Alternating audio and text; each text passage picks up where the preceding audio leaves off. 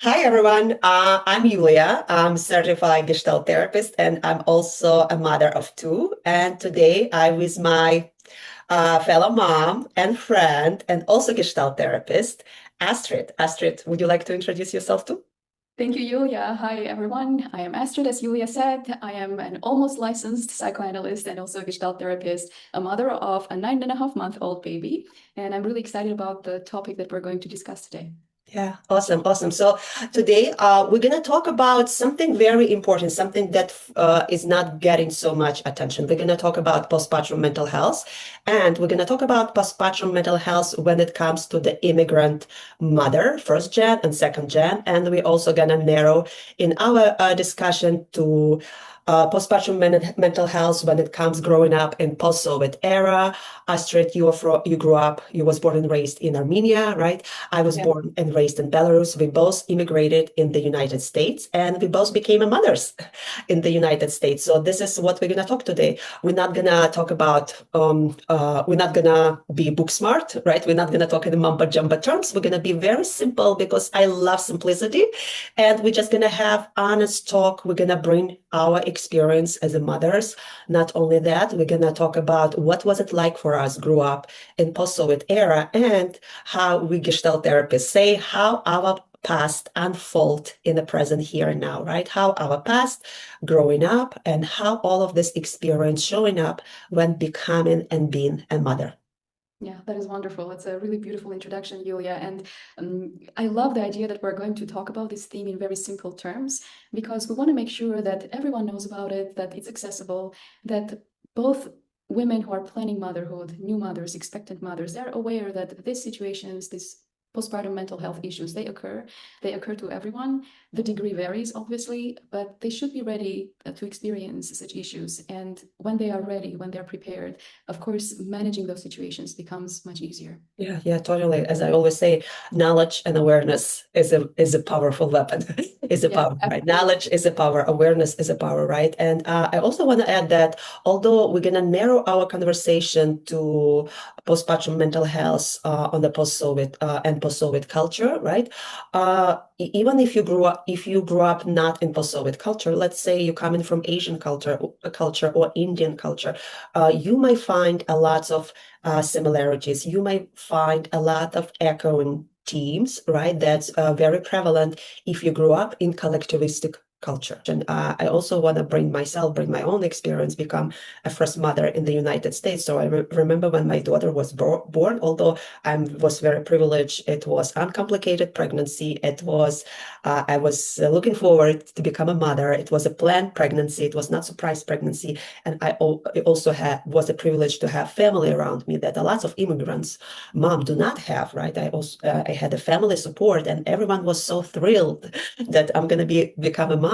And my labor was also uncomplicated, like no complication, right? And then when I became a mother, I was like, oh my God, what did I sign up? I was totally unprepared to the amount of exhaustion, to amount of sleep deprivation, and to amount of 24/7 work nonstop, especially as you remember, like this first postpartum weeks, like until the baby gonna start to understand what is night, what is day, what is date, what is night. Like it felt for me, it was kind of a blurb. And I remember there was, I was kind of ashamed, not kind of, I was ashamed of these feelings and I didn't talk about these feelings, right? But it's almost like I have different parts of me, different feelings. Of course, I was feeling happy to become a mom. And of course, I love my child, like love my beautiful daughter who was healthy, right? Amazing. And of course, I was grateful to be a mother and grateful to receive and support from my family and grateful to be stay-home mom for a year, right? That not all women have this privilege. They had to bounce back to work, right?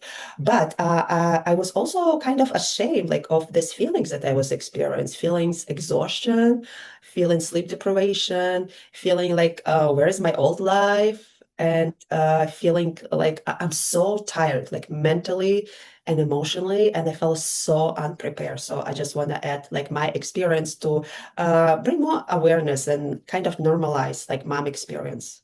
Yeah, it's so important, Yulia, because when we talk about these feelings, I think the understanding is that we don't appreciate the love and the joy and the happiness that we feel towards a child. Of course we do, as you said, of course you love your child, of course. And at the same time, we all are having very wide range of feelings and emotions associated with this experience. If I may add my experience, we share a similar path. I also had an uncomplicated pregnancy, a relatively easy birth. And I do remember when we got home, it was 3 a.m., I think, and I was in the living room with the newborn. She was wide awake, crying. And I had this realization, oh my God, this is my life forever. I Yeah, am stuck in this. totally. And this like sinking feeling that I don't know if I can Suffocating do it. feeling, right? Yes, this heavy Right, feeling. I don't know if I can do this. right, I had terrible experience with breastfeeding. I'm still breastfeeding, but it was very difficult in the beginning. right, And right, that's something that the mother is supposed to do every two right, hours, right, right? Right right, after the baby is right. born. Sometimes it's more frequent than every 2 hours. Sometimes it's Exactly, nonstop. exactly. And it's painful both Right, physically and right, right, emotionally and right, psychologically. right, right. So this 3 a.m. realization, oh my God, I'm stuck in this forever. And Yeah. also this immediate need. I will never say this sentence again. I will never think this again. So like immediately shutting off, shutting down Yeah, this, pushing away all this pushing them kind of away. negative feelings, Exactly, which is exactly. also part of this, what you just said. Like you said, of course you love your child, like, and of course you're tired, and of course, like you freaked out, and of course you're exhausted. Like as our amazing supervisor, Connie Newman, she loves to say, of course, therapy, right? So Of course, therapy, yes. of course you love your child, of course you're happy, and at the same time, there is another experience unfolding for you: sleep deprivation, exhaustion, not knowing this is your first time, like how you're supposed to know like how to breastfeed, right? Or how you're Yeah, supposed to yeah, know how to be the first time mom, like you learning, right? And why we bring in ourselves, because we really want to share our experience so another mom or prospective mom can hear that and say, okay, I'm not alone, right? Because I wish exactly. someone like I wish I had you like back then, and I wish we chatted, and I Yeah, would feel much better. I would still feel sleep deprived, and I would still feel exhausted, and I would still doubt myself what I'm doing right and missing my yeah, old life. But I would feel like it's normal experience. It's not yeah. pathological.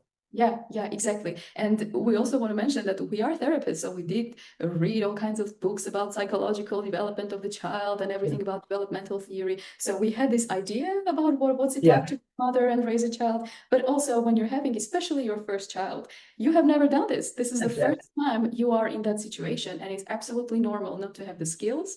And when you don't have the skills, it's absolutely normal to ask for help, to learn. Yes, not to feel ashamed about something that you've never done and you don't know how to do. Yeah, totally. I also want to add that although it's 2026, right, and postpartum mental health, perinatal mental health getting so much attention nowadays, right? Rather, when I became a mother, I have almost 19-year-old daughter.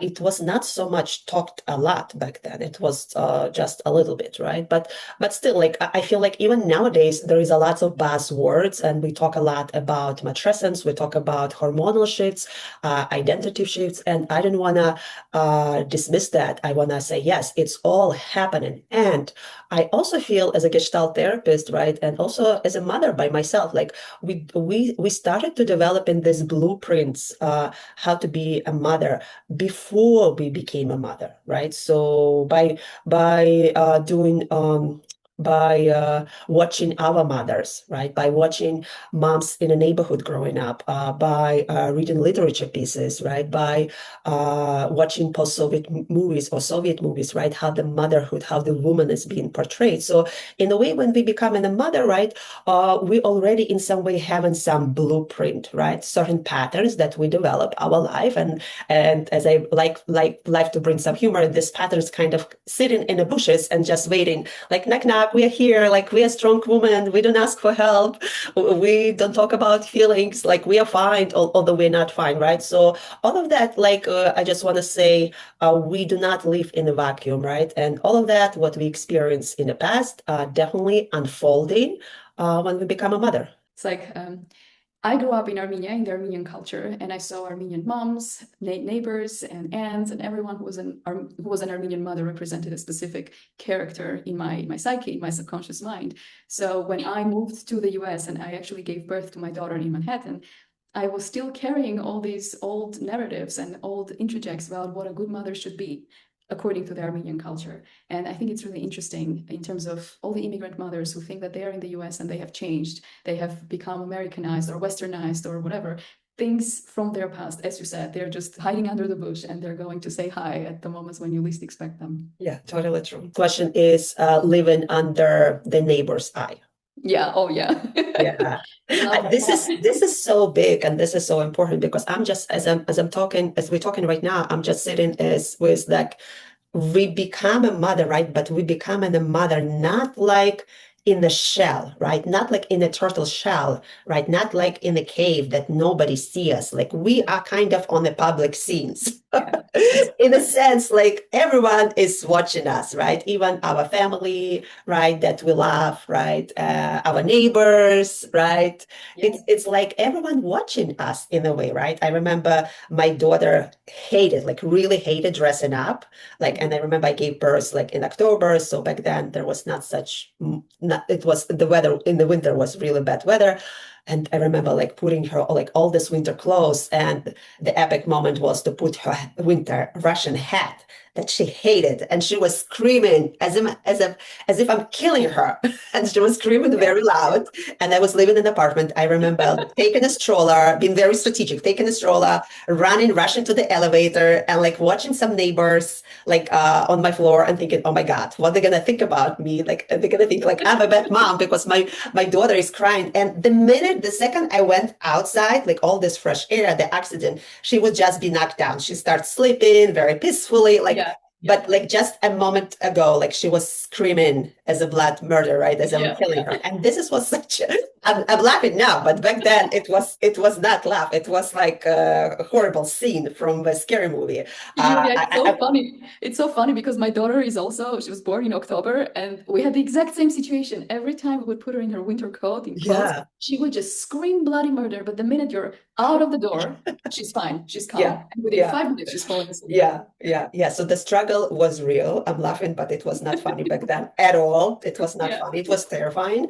Yeah. And so why we want to talk about growing up under the neighbor eyes? Because what I experienced in Gestalt terms, it was pure projection, right? So I had this belief inside of me that I was not aware that the baby should not cry, or if the baby is crying, I'm a bad mom. And God knows what my neighbor was thinking. Maybe she was not even paying attention, or she was. Maybe it was not so significant.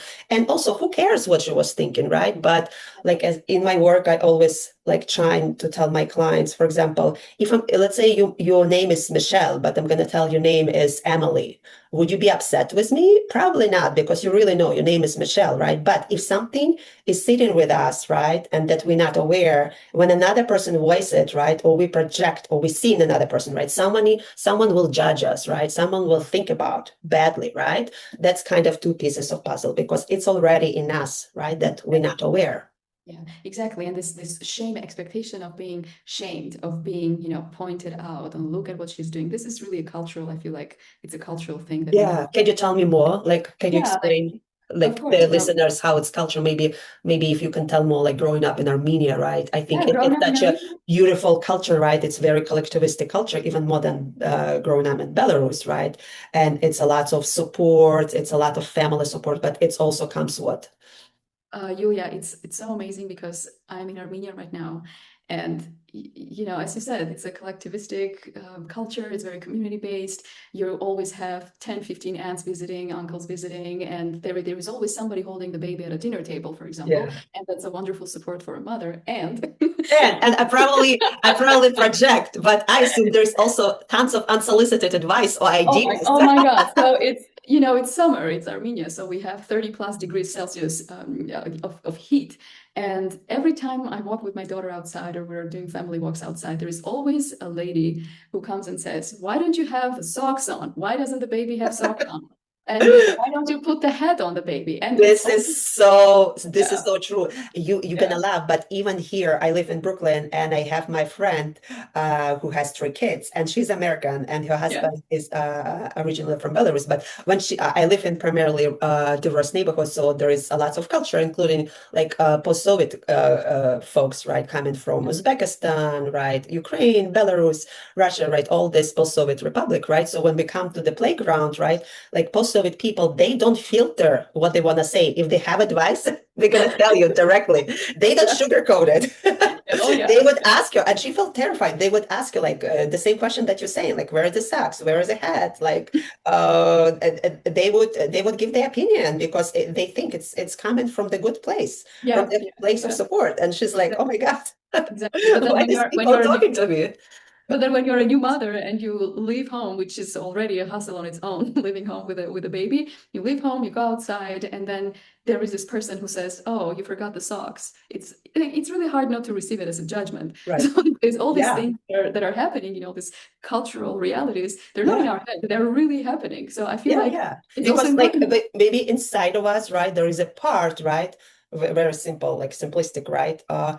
What does it mean if I'm not put in a socks, right? Or what does it mean if somebody has a different opinion that I am, I'm a right? bad mother. That's the first Yes, thing, right? We yes, go and there. that's our thing, right? And it's also very human because when you become a first-time mother, right? Like you don't know what is right, you don't know what is wrong, right? So you're learning through the experience. Like you cannot learn everything from the book, right? And a lot of times the learning comes when you have support, right? And of course, when you hear this unsolicited advice, like it put kind of doubts in the already how I put fertile soil for the doubts. You already doubt yourself. You don't know what's right, what's wrong, what I'm doing, what I'm not doing, right? And then someone say, "Where's the socks?" Right? And Exactly. you're like, "Oh my God, where are the socks?" Just to maybe add to this theme of our conversation, there is this comedian Dragos. I think he's Romanian, if I'm not mistaken, and he has this, comedy episode that everyone in Romania is saying, "Dragos, what will the neighbors say?" And every time you're leaving home, whatever you're doing, it's always this: "What will the neighbors say?" Like the neighbor's eye is always watching, watching for you. Yeah, so true. All this judgment and this shaming that we expect as new mothers from the outside world. I feel like it will be good to know what is a good mother, really. What makes a mother a good mother? Yeah. I hear this question. I remember like I was going, my kids already at 12 and 19. So I remember when I was going to the daycare performances and both of my kids went to Russian daycare, of course, right? So I remember these performances and it's also kind of echoing my daycare performances, right? And all this Mother's Day celebration and even like listening to the songs, right? It's very gender divided. So the good mother or the good grandmother, babushka, right? They always cook, right? They're always clean, right? They're always patient. They're always kind, right? And they're always sacrificing. And I want to add, in post-Soviet culture, good mother is, we cannot talk about good mother without being a good wife, right? A good partner, right? So good mother is not only taking care of the kids, she's also it's expected from her to take care of her husband, and kind of anticipate his needs, right? And to remind him things, what's good for his health, right? And so forth and so forth, right? So it's growing up in post-Soviet Belarus, this is what I witnessed, this is what I learned, right? The good mother is having two shifts, right? She expected to have a career. She expected to work 9 to 5, even more. There was, of course, no like work from home. There is a commute through the public transportation, right? Kids has to go to school by themselves. Kids has to do, of course, after school activity. Music is a must, right?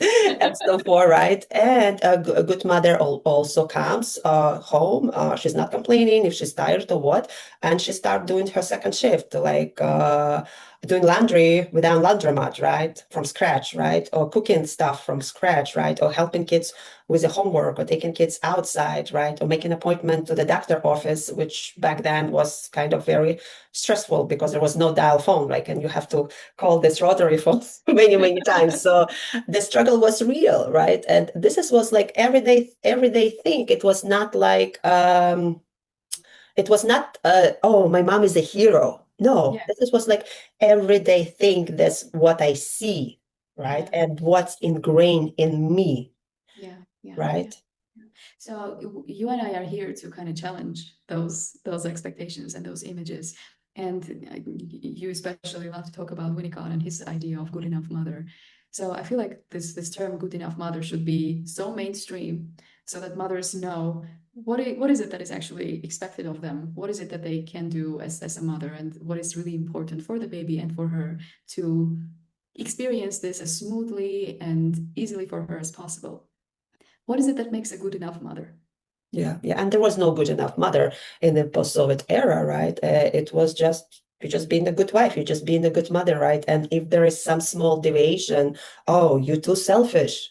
Oh, you're so full of yourself. Oh, you're not a good mother, really, right? Or you're not a good wife. So it was so like cultural influenced by women growing up in post-Soviet era, right? And I was influenced by all this messages, right, between the line, right? Like my mom didn't tell me directly, Yuliya, don't take care of yourself, be always strong. She never had these talks to me, right? But we learn not just what people say to us, we learn through experience, right? So this is what I learned through modeling, right? This is what I see how my mom behaves, what my grandmothers did, right? How strong they were, how they would never complain, how there was like waking up early and like showing up at work, showing up with the family, showing up with the grandkids, showing up doing other things, right? And this was like normal thing that was expected, right? So of course we're here to challenge these messages, right? But in Gestalt terms, the challenge comes like when we start to be aware who we are, right? So this is who I am. This is who I am. This old messages still live in me, right? And I'm trying to bring awareness to them, right? I'm a very strong-minded woman, right? And I grew up with a very strong-minded mother, very strong-minded grandmother, right? And this is who I am, right? And I'm not used to ask for help or delegate, right? Or be in the quotes weak. Like I used to wake up and keep going. Yeah, that was expected. And on top of that, you're supposed to enjoy it because you're a mother. Yeah, yeah. I would, You're yeah. lucky. You're lucky to have that. Yeah, and again, growing up in post-Soviet era, there was not even like feeling vocabulary, that there was like vocabulary like for logistic, tangible things, right? There was not so much vocabulary, and I grew up not so much having experience talking about my feelings or talking my parents' feelings or talking my grandparents' feelings, right? We talk about things that needs to be done, needs to be fixed, needs to be corrected, because if not, we would probably not survive. And do you think it's changing right now as we, think about the modern parents, parents who are just entering this phase Yeah, of yeah. motherhood?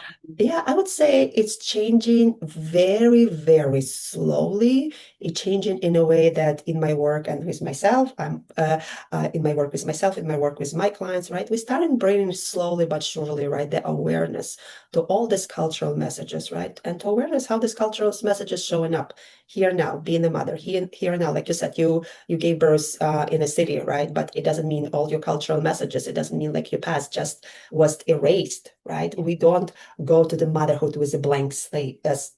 Slate, blank slate. Yeah, we don't go to the motherhood with a blank slate, right? We bring our culture, we bring our past, right? We bring our cultural messages, expectations. So it's all there with us in the baggage that we carry. Hiding under the bush to scare us at any moment. Yeah. Totally. Yeah. I would also add about modern parenthood. When I became a mother, obviously right now we have diapers, we have all this equipment, these monitors that you can watch the baby when she's sleeping and all of that. And I just remember hearing these messages. It's so easy to raise a child now. It's so easy to raise a child because understandably in those times people didn't have that. Like especially parents from our culture, from post-Soviet culture, didn't have these so-called luxuries, which truly are luxuries of having diapers at home and all this equipment at home.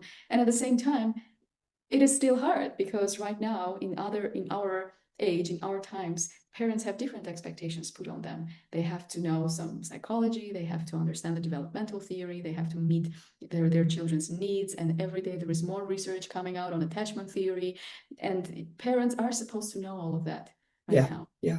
And that comes our next question. Unprocessed generational trauma, this expectation that if I survived all these hardships and difficulties, why can't you? With all the luxuries that you have, with all the different diapers that you have, what's your problem? Yeah, totally. I experience this dilemma too, right? And I think what's important to our listeners to know whose parents did not grow up in post-Soviet era is most of the women who gave birth in post-Soviet era, right now we would categorize that as traumatic birth. There was no such things as epidural or any anesthesia. Not only that, sorry, in simple words, nobody was holding the hands, like which is the understatement. Woman, moms, expected mom might experience some aggression from the doctor, some verbal aggression, some dismissive comments, and was like a normal thing, right? And of course, the condition that they gave birth, like all these hospitals, right? There was no like single occupancy room, right? And it was very institutionalized, right? So here in America, we're so used to our luxuries, our privileges. Someone got forbid in the hospital, we know we can visit this person, right?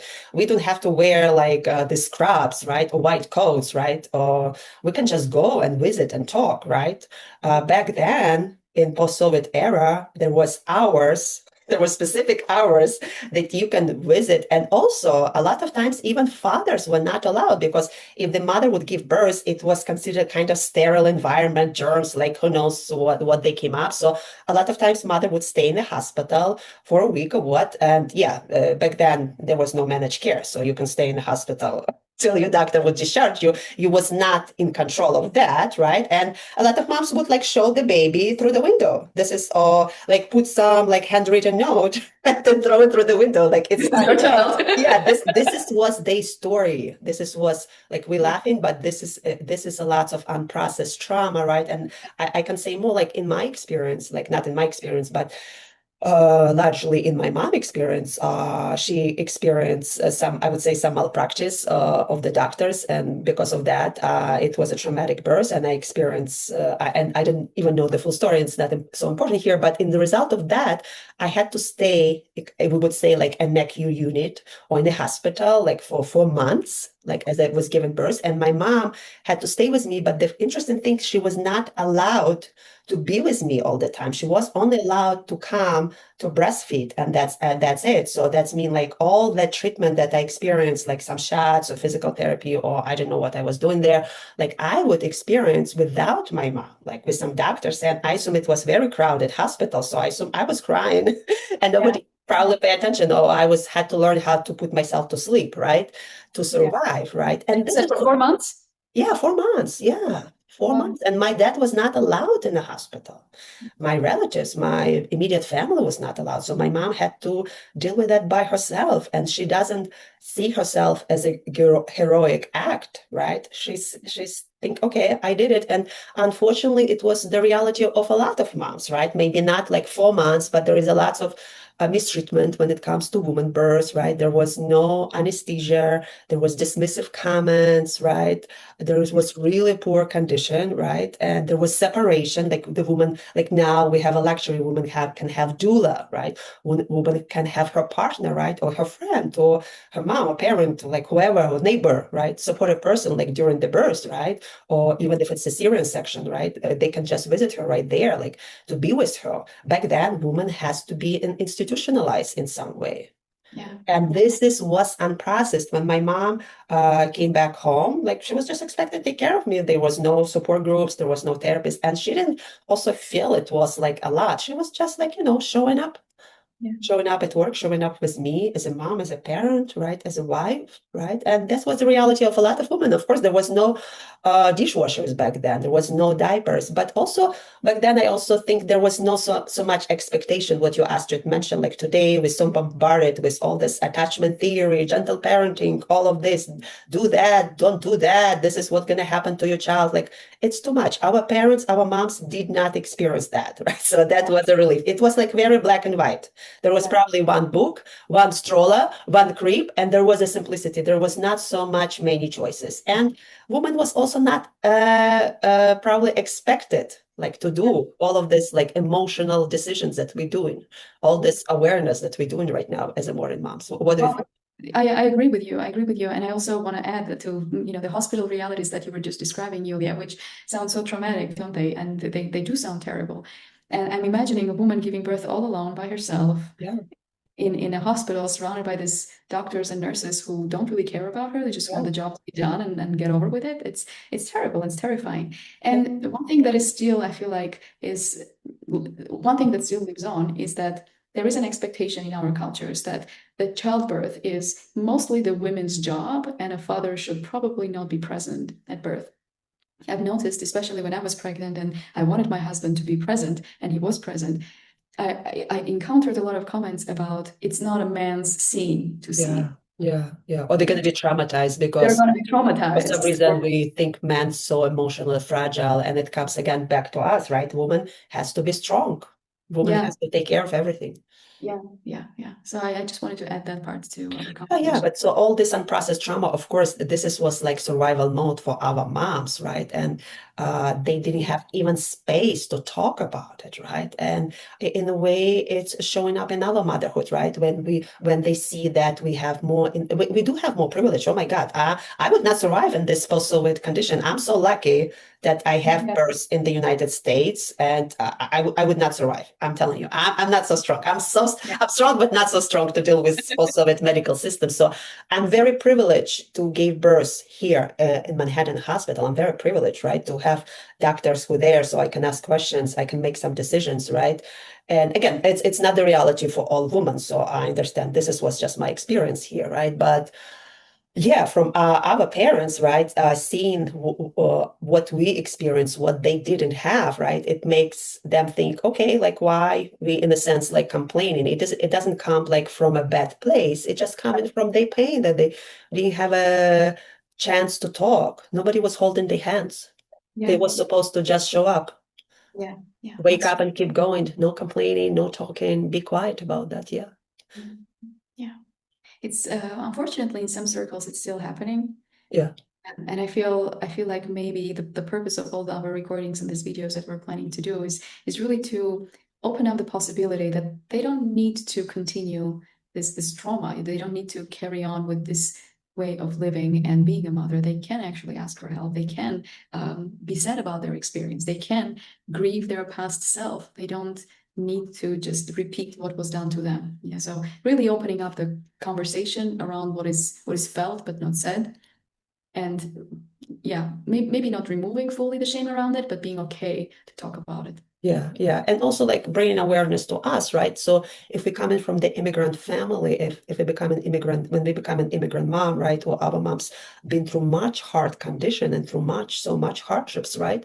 Just trying to understand that, just trying to understand, be aware, right? And also maybe expand our support, like not just to our parents, right? But developing a village, right? Yeah, That we can ask, we can talk with the fellow moms, right? yeah, absolutely. Which is right now, as somebody who's in Armenia at this very moment when we record this video, there is almost no um, cultural reality of having support groups, like official support groups. If you're a mom, it's understood that you already have your own mom, your mother-in-law, your aunts, your cousins, and everyone around you, which is just so very different from moms groups or group Yeah. sessions where a therapist can help process these feelings.